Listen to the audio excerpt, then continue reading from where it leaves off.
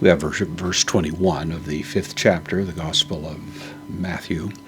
Jesus has just made this announcement that in order to enter the kingdom of heaven, it's necessary that one's righteousness exceed that of the scribes and Pharisees, that idea. And we find now Jesus begins to, in some ways, do an exposition of what he means by that, because, of course, the level of obedience that you found in the religious professionals tended to be externalized, it tended to be ritual, and it tended to ignore the state of the heart for the most part, and that's the more or less standard definition of legalism. And so Jesus now wants to radicalize the law, making it clear that it's not simply a matter of external performance, but internal motive. And the first example of that we have here is verse 21.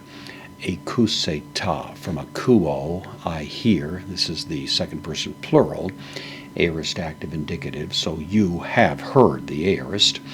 And interesting, he says you have heard, not you have read, implying that the people that he's addressing here may be people who get their primary education from an oral instruction rather than from actually studying the scriptures directly. It's at least an inference to be drawn. So you have heard, hoti, the conjunction, that, and then erethe. This is from ereo. It means to say. It's less common than lego, but is roughly the same in its general sense. Third person singular, aorist passive indicative. So it was said.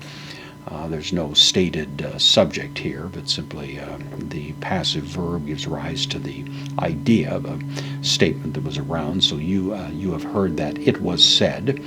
And then tois, the dative of means, archaios. Archaios is a adjective. It's in the dative plural here. This is the dative of means. By means of. Archaios means the ancients, those in the past. Arche, of course, is a related word. So you have heard that it was said by those ancients of old. And then the negation, ou, this is a quote now from these who would have said this, ou phonouses. From phonuo, it means to kill, especially to murder. That is to kill illegitimately. This is the second person singular, future active indicative, stated now as a future rather than an imperative. You shall not kill is the idea. And then hos, the relative pronoun with on, contracted from eon, gives rise to the subjunctive, which we have here. So, but whoever is the idea. Phonouse, the very same word, only now the word is the third person singular aorist active subjunctive, and so whoever kills, whoever should kill. This is enokos.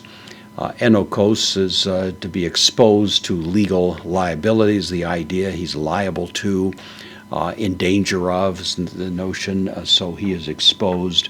Este, the future of ami, I am, third person singular future, in active and meaning, middle and form, so he shall be. Te, with reference to chryse, the judgment, he shall be exposed to the judgment.